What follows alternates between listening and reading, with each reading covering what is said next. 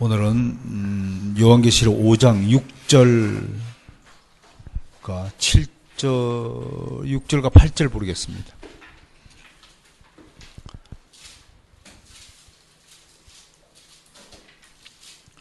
함께 읽을까요? 시작. 내가 또 보니 보좌와 네 생물과 장로들 사이에 한 어린 양이 서 있는데 일찍이 죽임을 당한 것 같더라. 그에게 일곱 뿔과 일곱 눈이 이들은 온 땅에 보내심을 받은 하나님의 일곱 영이더라. 그 어린 양이 나와서 보좌에 앉으신 이의 오른손에서 두루마리를 취하시니라. 그 두루마리를 취하심에 네 생물과 24 장로들이 그 어린 양에 엎드려 각각 금은고와 향이 가득한 금대접을 가졌으니 이 양은 성도들의 기도라. 오늘은 38쪽에 3번 어린 양의 위치부터 공부를 하죠. 머릿속으로 한번 그려보세요. 보좌를 중앙에 놓고 보좌 주변에 동서남북으로 네 생물이 지키고 있죠. 그죠? 그럼 제일 오른쪽 생물과 보좌 사이에 어린 양이 서 있다. 그렇게 그림이 있죠. 그 다음에 네 생물 동서남북을 삥 둘러서 24 장로가 삥 둘러 진치고 있습니다. 예. 그게 이제 보좌 중심의 광경이죠. 좀 더 그 보좌 주변의 광경을 좀 상상해 보면, 뭐 그림을 굳이 안 그리더라도 여러분 머릿속 한번 그려보세요. 4장과 5장에 있는 보좌의 그림을 종합해 보면, 이제 보좌 앞에는 수정과 같은 유리바다가 있다. 유리바다가 있다라는 것은 뭐 한 점도 더러움이 없는, 유리는 있는 그대로를 투명하게 보여주잖아요. 제주도 가는 비행기 탈 때마다 느끼는 거지만, 그 유리창을 통해서 보여지는 우리 한국 땅이 참 작아요. 금방 뭐 끝나버려요. 반도가. 뭐 통일되면 참 좋겠다라는 그런 생각을 해봐요. 그리고 24 장로 둘레에는 무수한 천사들이 또 있어요. 그게 이제 5장 11절에 보면, 내가 또 보고 들음에 보좌와 생물들과 장로들을 둘러싼 많은 천사의 음성이 있다. 그랬습니다. 그러니까 이거를 우리가 기독교를 동심원 구조라고 그래요. 동심원 구조. 그 동심원의 구조에서 가장 우리가 중요하게 살펴봐야 할 것이 중심이에요. 중심이 하나라는 거예요, 우리는. 그 하나를 중심으로 동심원적으로 삥삥 둘러서 있다는 거예요. 그러면 아무튼 이 우주 만물의 중심은 하나님 보좌라는 거예요. 그래서 찾은 사상이 뭐예요? 하나님 중심 사상이에요. 하나님 중심, 성경 중심, 교회 중심.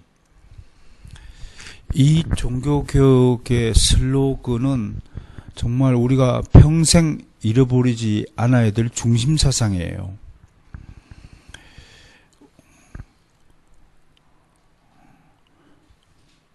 그 중심에 있는 보좌에 하나님이 앉아 계시는데 사탄은 호시탐탐 그 자리를 노리는 거죠. 우리도 마찬가지예요. 남의 자리를 호시탐탐 노리잖아요. 저작자를 끌어내리고 내가 앉아야 되는데, 이런 생각이 아주 지배적이죠. 그게 권력 다툼이죠. 세상 제국들의 이야기를 역사 가운데 살펴보면 아무튼 제명대로 죽은 왕들이 별로 없어요. 아무튼 암살당하고 반역당하고 전쟁에서 죽고 참 불운의 연속이죠. 우리 뭐 현대 대통령도 뭐 자살을 해버리고 감옥에 가고. 그런데도 그게 뭐 좋다고 하려고 하는지 모르겠어요.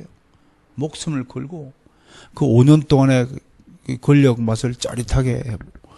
아무튼 뭐 좋은 의도로는 자기가 한번 우리 조국을 뭐 발전시켜 보겠다. 그런 동기로 출발하겠죠. 그런데 저는 이게 불가능하다고 생각하는 것이 시스템이 안 돼 있어요. 그리고 시스템보다 더 중요한 것이 뭔가 하면 가치관이거든요. 세계관이거든요. 무신론적 실존주의자들이 끌고 가고자, 그들이 가고자 하는 세상의 목표는 전혀 진리의 세상이 아니죠. 어떻든 잘 살아보자, 좋은 나라 만들어 보자고 출발하는 그 동기는 우리가 뭐 이해한다고 하더라도 우리가 어디로부터 나왔는지 기원에 대하여 무지한 상태에서 어디로 가는지 알 수 있습니까? 대한민국을 개조시켜서 아무튼 자기들이 이상향이라고 생각하는 곳으로 대한민국 호를 끌고 가려고 해요. 보수는 보수대로, 진보는 진보대로 그렇게 해요. 그러나 모든 주권은 하나님께 달려 있습니다. 아무리 뭐 우리가 통일하고 싶어도 하나님 막으시면 못하는 거고, 아무리 통일 안 하고 싶어도 하나님이 허락하시면 하는 거예요. 이것을 세상 사람들은 절대로 이해하지 못하죠. 왜? 그분이 우리의 창조주 되시면 모르니까요. 우리를 지으신, 우리의 주인 되신다는 사실을 알지 못하니까, 자기가 내 인생의 주인이라고 생각하니까 전혀 다른 것이 되겠죠. 그러니까 이 동심원적 구조가 기독교의 특질이다라는 거 알아야 됩니다. 그 역사적으로도 무슨 기관이나 정당이나 뭐 단체 중에서 집단 지도 체제가 성공한 사례가 없습니다. 없습니다. 항상 지도자를 중심으로 보좌 그룹이 있을 때 가능한 거죠. 예수님을 중심으로 12사도 보좌를 했듯이 말입니다. 자, 그런 그 중심 사상을 우리가 6절에서 보일 수 있고요. 또 하나는 그 어린 양이 일찍이 죽임을 당했다. 이 표현을 우리가 좀 봐야 됩니다. 영어 성경을 제가 한번 읽어 드리겠습니다. Between the throne and the four living creature, 그러니까 보좌와 네 생물 사이에서, among the elders, 장로들 사이에서, I saw a lamb, 나는 어린 양을 보았다. 서 있는 어린 양이에요. 서 있는 어린 양. 앉아 있는 어린 양이 아닙니다. 하나님 아버지는 보좌에 앉아 계신다고 표현하죠, 그죠? 근데 우리 어린 양은 아직 서 있다라는 것은 뭔가요? 아직 완성 안 됐다는 거죠. 종말이 성취가 안 됐다는 거죠. 예수님 재림할 때까지 하면 앉지 않을 것이다. 스탠딩이라는 것을 하고요. So it has been slain이라고 했는데 죽다 이런 표현, 죽이다 이런 뜻이 죽임을 당한 것처럼 보이는 어린 양이라고 하였습니다. 근데 여기에 제가 아무리 찾아봐도 일찍이 죽임을 당했다라는 표현은 없어요. 영어 성경도 없고. 그냥 슬레인이에요. 슬레인, 죽임을 당한 것처럼 보이는 서 있는 어린 양이다. 이렇게 되어 있어요. 그래서 좀 궁금해요. 왜 우리 번역가들이 일찍이 죽임을 당했을까? 그건 좀 연구해 봐야 될 것인데, 여러분들도 한번 함께 동참해 보시길 바랍니다. 다만 일찍이 죽임을 당했다라는 표현은 우리가 보기에 예수님이 너무 짧은 삶을 사셨다, 가셨다라는 인간적인 표현이 아닐까, 뭐 그렇게 한번 생각을 해보겠습니다. 그리고 Seven Spirits of God이라고 그랬어요. 하나님의 7영이 가졌고요. 7뿔과 7눈을 가진 하나님의 7영이 있더라. 그 7영이라는 것은 뭐 모든 하나님의 주님의 권능, 앞으로 심판하실 어린 양의 심판권, 권세, 뭐 이런 것들을 뜻한다라고 우리가 볼 수밖에 없습니다. 자, 그런데 그 어린 양이 7절에 보니까 지난주에 우리가 이 두루마기 임봉한 책을 열자가 없어서 노 사도가 땅바닥에 주저앉아가지고 엉엉 울었단 말이에요. 그런데 이 어린 양이 나와서 보좌 앉으니 오른손에 두루마리를 취했다. 이건 이제 그걸 보여준 것은 무슨 뜻입니까? 성부 아버지가 어린 양에게 이제 세상의 심판 권세를 넘겨주셨다. 그렇게 볼 수 있습니다. 드디어 예수 그리스도가 심판하기 위해서 하나님의 오른손으로 책을 받아 그 임봉을 해제하는 것이다. 그 뒤 이제 심판에 대한 예수님이 심판주로서 행할 모든 심판의 내용은 6장부터 이제 18장까지 기록되어 있습니다. 그러니까 요한계시록을 6장부터 18장까지만 읽으면 무시무시한 공상과학 전쟁 드라마가 됩니다. 지금까지 요 부분만 가지고 많은 사람들이 무시무시한 종말의 때에 그 무시무시한 공포를 조장해 온 것도 사실입니다. 그러나 심판은 심판이고 우리는 비록 이 세상에서 고난과 핍박을 당한다 할지라도 항상 우리는 주님의 위로 속에 있다. 주님의 보호 속에 있다. 안전한 피난처 가운데 있다라는 것을 잊지 말아야 됩니다. 자, 이제 그 8절부터 이제 경배 이야기가 나옵니다. 경배 이야기. 앞에서도 우리는 2장에서도 4장에서도 경배의 모습을 잠깐 들여다보았습니다. 자, 8절 그 두루마리를 취하시면 내 생물과 24장로들이 그 어린 양 앞에 어떻게 한다고요? 엎드렸다. 이게 이제 경배하다는 뜻입니다. 엎드렸다. 프로스 퀴네오라는 단어가 쓰여 있는데 프로스는 영어로 치면 뭐 앞에 뭐에게 to나 before가 됩니다. 퀴네오는 입맞추다, 키스하다 이런 뜻입니다. 원래 그 누구에게 입맞추다, 그러니까 경배하다 플러스 퀴네오라는 단어는 뭐냐면 여러분 입맞춤 사랑하지 않는 사람하고 입맞춥니까? 사랑하는 사람과의 교제를 일단 뜻합니다. 하나님을 사랑하는 사람만이 하나님 앞에 엎드리는 겁니다. 그게 경배 정신입니다.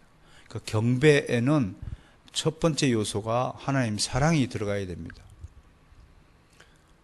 하나님을 사랑하니까 우리가 이 저녁에 모여서 이 자리에 예배하고 또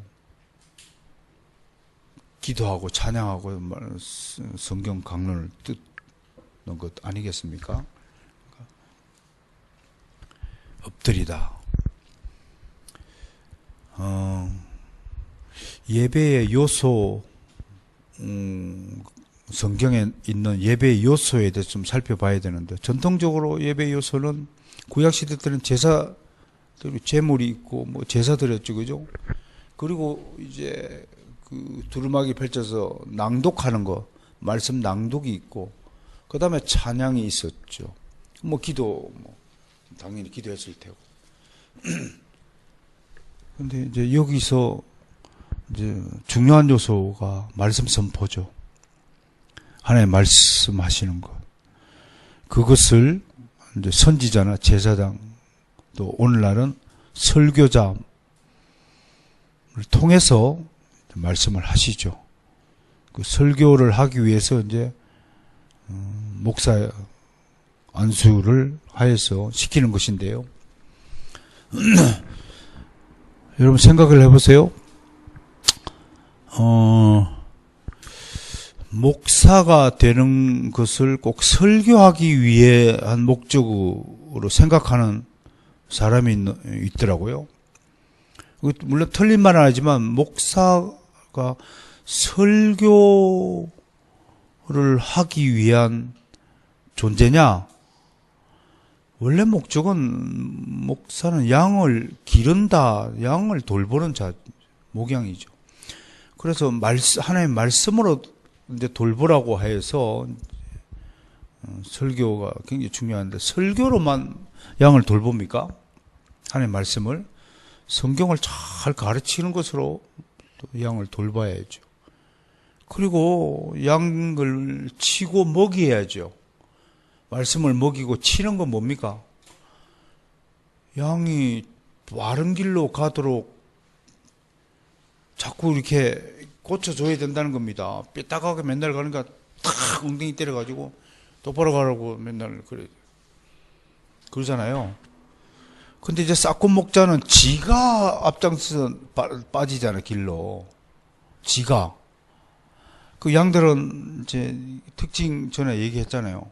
양의 특징은 줄지어 갈 때는 뭐만 쳐다보다가요? 앞에 놈 똥공만 쳐다보는 그러니까 제일 앞에서 목자가 어디로 가느냐가 목자 뒤에 따르는 양이 따라갈 거 아니에요. 그 싹군 목자는 어디로 가요? 곁길로 빠지는 거지. 왜 곁길로 빠져요? 이게 주님의 길인지, 이게 어떻게 세상 길인지 목자가 훈련이 안 돼하고 모르는 거야. 여러분, 나침반 있잖아요. 나침반이 있어야 이게 동서남북을 알고 가잖아요. 근데 목자가 나침반을 볼 수 있는 실력이 있어야 되잖아요. 여러분, 건축할 때 설계 도면 볼 수 있어요? 전기회로 도면 보고 이게 알 수 있어요, 여러분? 그건 전문가가 필요하단 말이에요. 그 목회자는 하나님의 설계 도면을 읽을 수 있는 실력이 있어야 돼요. 전문적인 능력이 있어야 뭘 끌고 가는 거예요. 나침반이 동서남북이 어딘지도 식별하지 못하는 거. 여러분, 군대에서 육군 그 장교들에게 주어지는 특별한 사병들은 절대로 알 수 없는 것이 뭐예요? 지도 그거 분석. 사병들 맨날 봐봐요. 그 지도 보는 법을 안 배우면 지금 어디서 어디가, 여기가 거리가 얼마고 재지 못해요. 근데 전쟁 볼 때 장교가 항상 안주머니에서 꺼내가지고 중요할 때 그것다 재와 어디로 가야 되는지 방향 제시를 하잖아요. 그 목사가 오늘날 목양하면서 가장 중요한 게 뭐예요? 방향 제시예요. 어디로 끌고 가느냐. 내가 여러분들을 끌고 가는 것이 리폼드 센터로 끌고 가는데, 그 리폼드 센터가 하나님이 원하시는 하나님의 설계 도면에 없는 것이라면 내가 여러분들 잘못 끌고 가는 거예요. 응? 근데 어떤 사람은 그냥 뭐 어디로 가자 소리도 안 하고 지금 우리가 어디에 있는지도 모르고 뭐 그냥 노세 젊은이 모세. 그러면 안 된다고 하는 것이죠. 경배를 보면서 우리가 이제 예배 요소를 좀 한번 살펴보았습니다. 자, 경배에 대해서 조금 이야기를 하고 넘어가야 될 것 같은데요. 사실은 다음 주에는 이제 교회 음악에 대해서 이 찬양 부분을 좀 중요하게 다룰 겁니다. 그래서 우리가 교회 안에서 행하고 있는 찬양의 문제점들, 교회 음악의 발전사들, 왜 우리가 시편 찬송을 즐겨 불러야 되는지 하는 것들에 대해서 좀 살펴볼 거고, 오늘은 하나님의 경배 받으시기를 좋아하는 하나님이시다라는 점을 좀 살펴봐야 할 것 같습니다. 그래서 39쪽에 있는 8절부터 14절까지는 주로 이제 다음 주에 할 테고, 오늘은 경배 문제에 대해서 좀 살펴볼까 합니다. 하나님은 늘 우리의 예배를 받으시기를 기다리고 계시죠. 근데 왜 예배를 하지 않고 경배라고 그랬을까? 여기는 예배를 가장 경건하게 드려야 된다는 뜻이 있습니다. 그래서 엎드린다라고 한 겁니다. 우리가 하나님께 어떤 심정으로 예배해야 되냐면 하나님께 바짝 엎드리는 자세로 예배해야 그게 하나님을 경배하는 거다. 존경하고 예배하는 거다. 우리 하나님 경배해야 합니다. 온전함 속에, 진실함 속에, 진중함 속에, 진지함 속에, 정직함 속에서 경배해야 됩니다. 초대 교회 공동체는 경배 공동체였다. 그래서 워시핑 커뮤니티라고 그런 거예요. 워시핑 커뮤니티라고 하는 거예요. 이 초대 교회가 경배 공동체였다는 것은 사도행전에 부지기수로 많습니다. 고린도 전서 10장에서도 잘 나타나 있습니다. 바르선 개혁교회는 분명히 경배 공동체가 되어 좀 있습니다. 여기 나와서만 경배 공동체가 아니고 24시간 일주일 내내 집에 하루 일을 마감하는 그 시간까지 경배 삶이 되어야 됩니다. 한 주를 마감하는 가정 예배를 잃지 말고 잘 지켜주시길 바랍니다. 오늘 등장하는 24장로들의 경배 4장 4절 한번 보겠습니다. 4장 4절.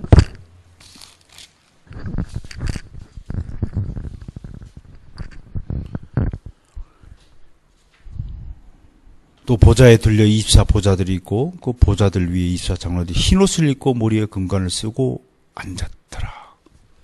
무슨 옷을 입고요? 흰옷. 물론 문자적으로 우리가 매주 흰옷을 입어야 된다는 소리 아닙니다. 그러나 흰옷을 입었다, 경배하고 예배하는 분들이 흰옷을 입었다는 것에서 우리는 예복을 정말 예복을 입고 주일날 참여하는 것을 어릴 때부터 아이들에게 가르쳐야 됩니다. 아이들한테 오늘 주일이니까 오늘은 예복을 입어. 그 예복이 비싸든 뭐든 간에 그건 관계없습니다. 깨끗한 복을 부모가 쫙 다려서 아기를 예복을 입고. 지금도 이 예복 전통은 미국 청교도 교회에서 지켜지고 있습니다.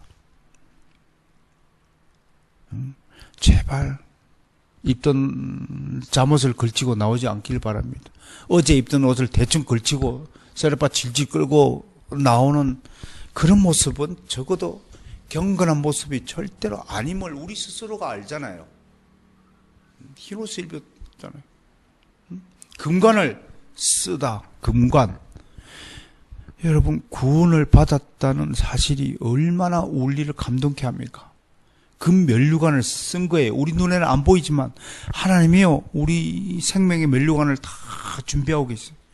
우리 이 금관을 쓸 자들이에요. 멸망할 자들은 응감생시 꿈도 꾸지 못할 우리 그 선물을 받을 자격을 갖춘 자들이에요. 눈에는 안 보이지만 지금 영적인 금관을 다 쓰고 있는 사람들일 거예요. 이거는 엄청난 영예예요. 엄청난 자부심으로 연결이 돼야 돼요. 예배한다는 것은 특권입니다. 의무가 아닙니다. 우리는 특별한 은혜를 받은 사람들이에요. 그러면 예배를 하는 것이 하나님의 특별한 은혜를 받았던 귀한 징표라는 것을 우리 잊지 말아야 됩니다. 이게 경배의 정신입니다. 그리고 하나님 앞에 나와서 오늘 뭐라고요? 엎드렸다 그랬습니다. 이게 경배의 정신입니다. 흰옷을 입고 깨끗한 마음가짐을 해야 되고요. 금관을 쓴다. 예배에 참석하는 것이 얼마나 놀라운 특권인가. 절대로 아무나 누릴 수 없는 나에게 주어진 놀라운 특권이다. 그러면서도 엎드렸다. 하나님 앞에 엎드렸다.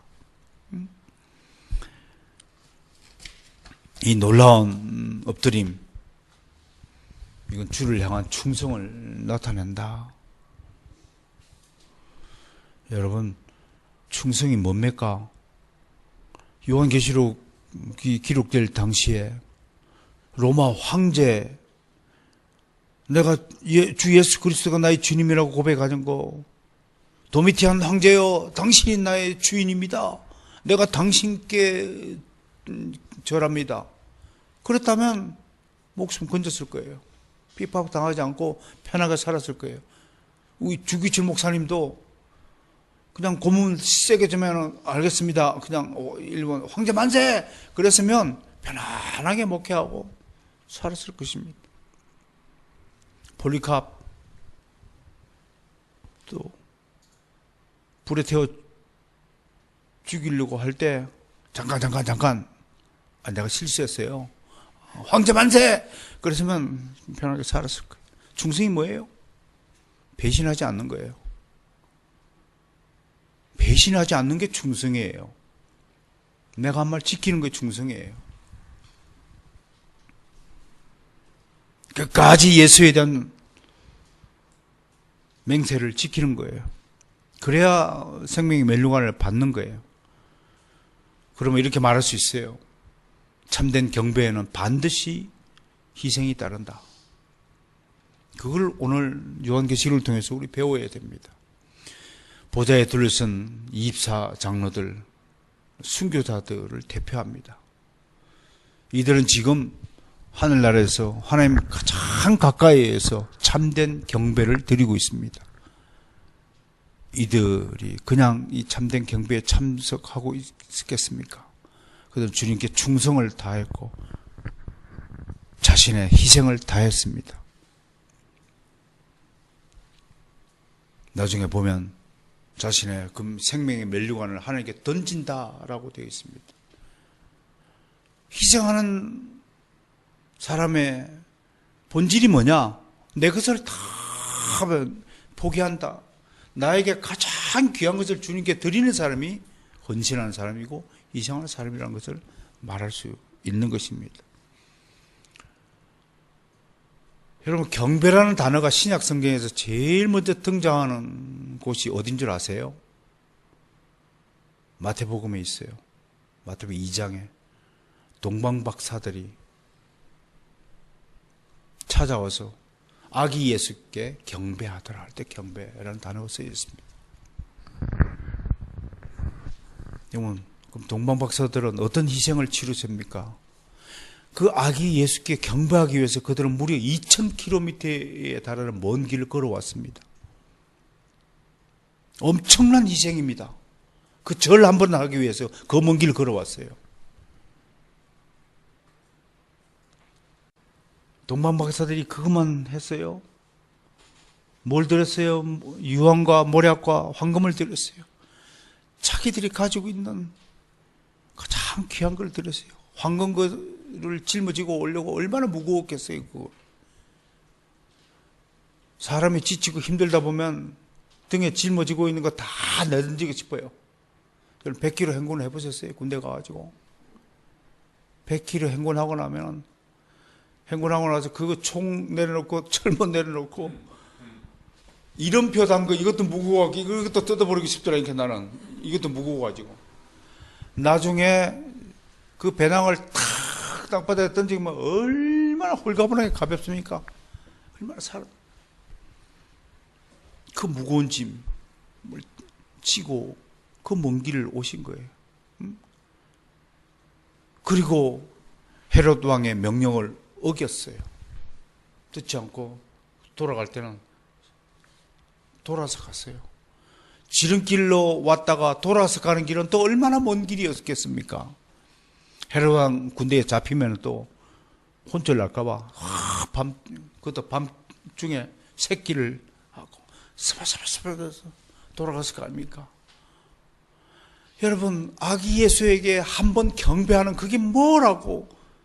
그 먼 길을 찾아왔다가 돌아간 동방박사들 이야기에서 거기서 경배라는 단어가 처음으로 사용되는 겁니다. 여러분, 오늘 경배가 무엇을 의미하는지 가슴 깊이 새겨야 됩니다. 장난치는 거 아니에요.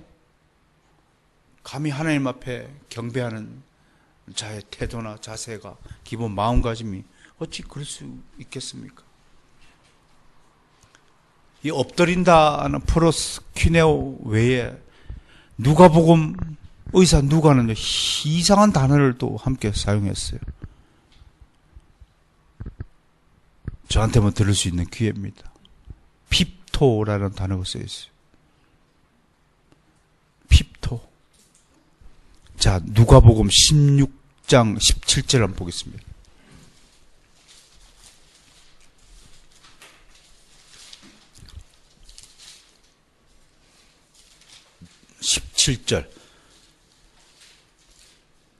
시작. 그러나 율법의 한 획이 떨어짐보다 천지가 없어짐이 쉬우리라.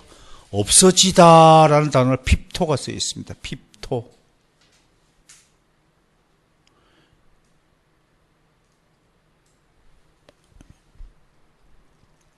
누가복음 21장 24절. 21장 24절에는 이렇게 쓰여 있습니다. 시작. 그들이 칼날에 죽임을 당하며 모든 이방에 사로잡혀 가겠고 예루살렘은 이방인의 때가 차기까지 이방인들에게 밟히리라. 이때 죽임을 당하다라는 단어로 핍토가 쓰여 있습니다. 이것을 엎드리다라는 단어로 또 함께 쓰게 되었습니다. 경배하다라는 단어에 함께 쓰게 되었습니다. 종합하면 어떻게 됩니까? 경배하는 것이 비단 단순히 몸만 엎드린 것이 아니라 없어지는 겁니다. 하나님 앞에 내가 없어지는 겁니다. 하나님 앞에 내가 죽는 것을 경배라고 성경은 말하고 있습니다. 그런 경배자가 되시기를 저는 축원합니다. 우리가 요한계시록을 통해서 정말 귀하게 교훈을 받고 배울 수 있는 것이 경배입니다. 이 경배는 진실한 찬양과 기도 있어야지만 경건한 우리의 예배의 자세도 포함되고 있다는 것을, 이러한 자만이 하나님의 영광을 볼 것이고 종래의 생명의 면류관을 쓰게 될 것이라고 성경은 증언하고 있습니다. 힘들지만 외롭지만 우리는 개혁신앙의 길을 버릴 수 없는 자들입니다. 아무리 세상 사람들이 어쩌고 저쩌고 세상 철학이 어쩌고 세류가 어떻게 흘러갔다 할지라도 하나님을 향한 우리의 신앙의 여정은 결코 중단되지 않아야 할 것입니다. 사람을 보는 것이 아니라 우리는 하나님의 영광을 바라보기 때문에 그렇습니다. 성경이 가라는 곳 가려면 가고 성경이 멈추라면 멈춰야 되는 것이 우리의 이제 운명이기 때문입니다. 그게 바로 경배 공동체 우리라는 사실에 자부심을 가지시길 바랍니다. 주일 잘 준비해 주시고요. 남은 기간 열심히 또 살아주시길 바랍니다.